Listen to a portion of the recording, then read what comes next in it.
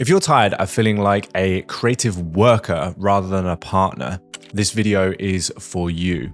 After almost a decade of helping creative business owners to close bigger deals and build better client relationships, I've developed a simple 4-part sales framework that will change how your clients perceive you. By the end of this video, you'll know how to take control of your sales conversations and position yourself as the expert so you get paid what you're worth. This one quote summarizes the core problem that most of us are facing as creatives. It's this idea that if we don't have a process, we're kind of at the mercy of our customers' buying process. And so this is the first part of the sales process that every creative needs in order to change the way that they are perceived. So most people don't realize this, but the relationship that you build with your client really happens in those first few interactions. So the script that I'm about to run you through, or the framework that I'm about to run you through, should be used in that very first call. When a prospect inquires through your website, when you're chatting to someone and they say, "Oh, I'd love to find out more about how we could work together," this is the first thing that you do. And this call should be no more than 15 to 20 minutes long. And it's really designed to do one thing, to work out if you can help this person and whether it be a good fit for you to work together. So I call it the clarity call because my objective on that call is to get clarity on whether I can help.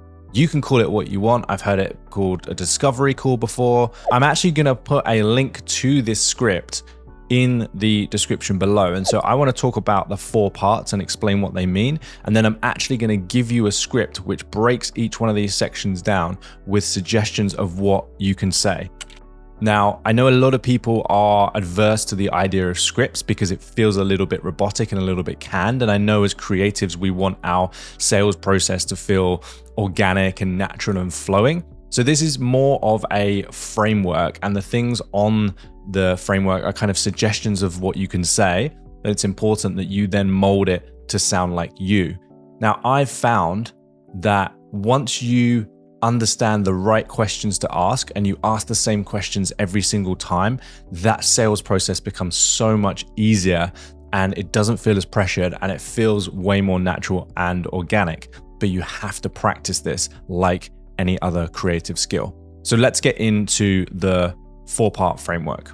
So the first part of the framework is around controlling the frame. And what I mean by that is we want to tell people what is going to happen and how the call is going to run. And in my experience, whoever sets that frame controls the conversation. So it's really important that we take charge, we take leadership. Now, the way I like to think about this is imagine you walked into your son or daughter's nursery and you saw a bunch of paintings that the kids had painted. And someone said, "How much do you think one of these is worth?" Well, you probably would say not a lot because some kids painted them.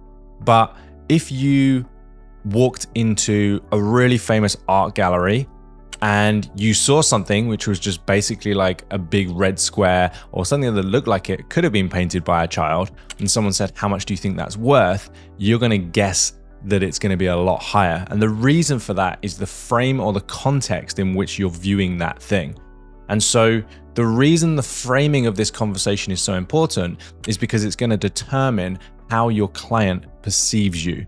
So if you're the one setting the frame, if you're the one setting the agenda of the conversation and telling them what's going to happen, then that changes their perception of you as a service provider.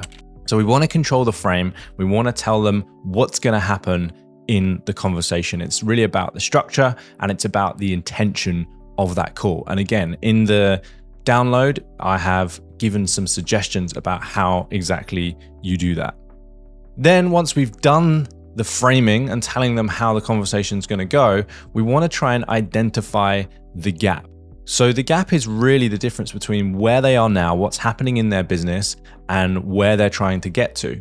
And so the bigger this gap is, the more potential value there is for us to add. The bigger the size of the problem, the more value we can bring to this potential client. So one of the things I found is that if you actually bring some research, some information to that conversation, then that really puts the client at ease. And again, it reinforces this idea of you leading the relationship, you being a partner rather than just a worker. So for example, you might say, so what I know about your company is that you work in the tech space, and these are the kind of clients you work with. Your team is 50 people. You are based here, or you have offices here.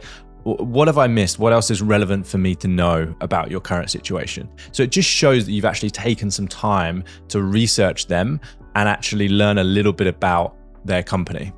And then you're going to ask them questions that you need to know about their current situation to figure out if you can help. For example, if you're doing branding, you might ask them, okay, like when was the last time you did a rebrand? Or did you design the logo yourself? Or how did you come up with these colors? Or things that you kind of need to know in order to figure out if they're a good fit and they can help. Then we're going to talk about their goals. And this is really important. A lot of people miss this out because they talk about their goals in relation to the thing that they offer. So they say, what are your goals with branding? Well, most people don't know that necessarily. And also it really limits the frame of the conversation. Whereas if we go broader and we say, what are your general business goals? Or what are your goals within marketing, let's say, then we can really open up that conversation to figure out what this person wants. And then we can look at whether our service fits into that picture or not. So the gap is really about establishing where are they now, what's going on, where are they trying to get to? And then finally, what do they think is standing in the way of that? Okay. And so I will just ask simple questions like, okay, and so when we talk about your goals, I'm curious, what are 2 or 3 challenges or frustrations that you have right now that are maybe preventing you from reaching those goals? And then I'm going to start uncovering some of these challenges. And again, we don't want to go super deep because remember, this conversation is really 15 to 20 minutes long maximum. Once we've identified the gap, we then want to test the time frame. And again, this is really important. If you want to avoid wasting time sending proposals and talking to people who aren't really that ready, we want to test the time frame. And this is really about the sense of urgency that this person has in order to fix this problem.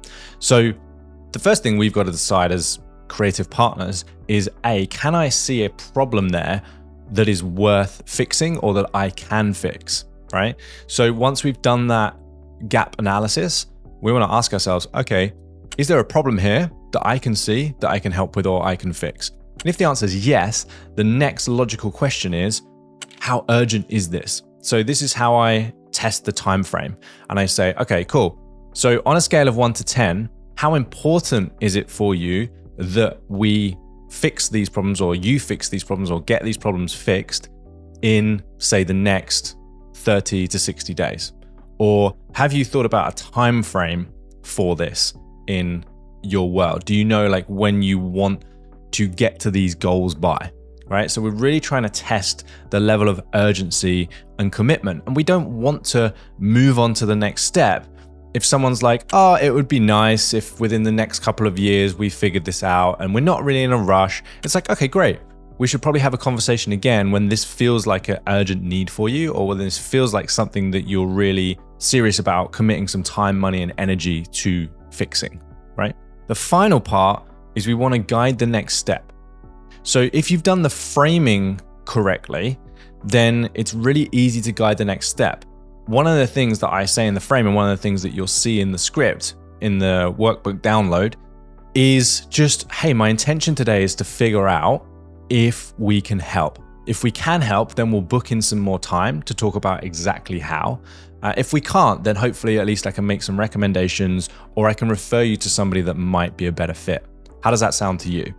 And so now I've established the frame, now I've established the intention. At the end of the call, I can now guide the next step, and I can come back to that original frame at the beginning of the conversation. I can say, hey, so at the start of today, I said that my intention was really to work out if this would be a good fit or not. Luckily, all of the things that you've told me today are things that I can help with. So in terms of the next step, what I'd love to do is to schedule a longer call with you and anybody else that needs to be here in order to kind of make a decision about this project. And we can get some more time to kind of dive into these challenges and goals, and I can present some options and some ideas about how we might fix these things. How does that sound to you? Right? So we really want to guide and we really want to lead the conversation. One of the mistakes I see a lot of people making, and I used to do this myself all the time, is you'd say, I think we can help. And the prospect would say, great, can you send me over a proposal? And then you go away and you spend all this time on the proposal, you send it over, and then you feel like you're constantly chasing. Like, oh, hey guys, have you had a chance to look at the proposal yet? And this keeps a lot of people stuck, and this wastes a lot of time and energy. So the thing I said at the beginning was that we're going to present our proposals. And so my rule for my clients is never send a proposal. Always get someone on a call and talk them through that proposal. Then you can have a conversation about it. You know, what do you think about this point? What do you think about that point? And again, you're controlling the frame, because otherwise you don't know when and where that person is going to read that proposal. It could be on the train. It could be, you know, their kids are in their ear asking about whether they can go to the park, and they're kind of trying to look at that. And we all know that most people, when they get that proposal, they just scroll straight to the bottom and they look at the price, right? So there's no control of the frame. There's no control of the context. There's no opportunity to ask questions. There's no opportunity to talk about concerns or objections. So that next step is to book in a call to go deeper on some of these challenges. And that's a whole separate framework. And I do have a video on this channel about that framework, because that's a longer conversation and we want to go deeper into some of these challenges. And we want to make sure that we're actually presenting some ideas and sense checking. Hey, is this the kind of thing that you're looking for? Now, one final thing that I will say is a lot of people will be watching this video thinking, when do we talk about budget? And my belief, and the thing that I practice, is not qualifying people based on their budget, but qualifying people based on their buying power. And what I mean by that specifically is understanding the size of that problem and understanding the available resources for that. So talking about a company's turnover, talking about the average product value, talking about things where it's like, how much capital could we potentially create here if we fix this problem? And looking at it from that view, because the problem with budgets is someone's just come up with that number, usually someone in accounting or finance, and said, right, this is our budget. And it's based on where they currently are, not where they want to be. And most companies aren't very good at knowing what is needed in terms of time, money, and energy to get the result, because they're not the experts. You're the expert. So they shouldn't be the one that is dictating how much a brand refresh is going to cost, because they don't know enough about branding and the process to understand what kind of resources need to go into that. This is why this clarity call is so important, is because we want to ask questions that qualify someone based on their buying power, not just their budget. So if you want a copy of this framework to use, just click the link below. I also look at the comments when these videos go live. So if you have questions about anything that I've just run through, ask them in the comments below and I will do my best to answer them. Thanks for watching. I hope you found this valuable.